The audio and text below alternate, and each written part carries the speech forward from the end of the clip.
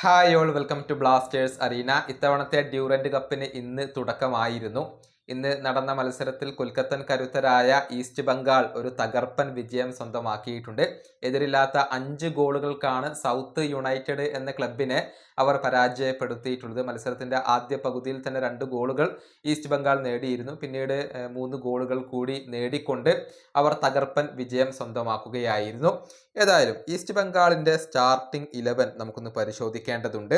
അതായത് goal keeper ആയിക്കൊണ്ട് ദേബ്ജിത്ത് ആയിരുന്നു ഉണ്ടായിരുന്നത്. പിന്നീട് Rakip, Martand, Anwar, Nunga, Rashid, Saul, Mahesh, Vishnu, Edmund, David എന്നിവരൊക്കെ അവരുടെ സ്റ്റാർട്ടിംഗ് 11-ൽ ഉണ്ടായിരുന്നു. നല്ല ഒരു 11 തന്നെയായിരുന്നു ഈസ്റ്റ് ബംഗാൾ ഈ മത്സരത്തിൽ ഇറക്കിയത്. അതുകൊണ്ട് തന്നെ സർവാധിപത്യം പുലർത്തിക്കൊണ്ടുള്ള ഒരു വിജയമാണ് അവർ സ്വന്തമാക്കിയിട്ടുള്ളത്. 12-ാമത്തെ മിനിറ്റിൽ നുങ്കയിലൂടെ അവർ മുന്നിലെത്തി.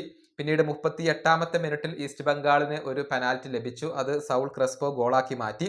പിന്നീട് 80-ാമത്തെ മിനിറ്റിൽ ബിപിൻ സിംഗ് ഒരു ഗോൾ കണ്ടെത്തി. 86-ാമത്തെ മിനിറ്റിൽ സൂപ്പർ താരമായ ദിമിത്രിയോസ് ഡയമൻഡക്കോസ് ഒരു ഗോൾ കണ്ടെത്തി.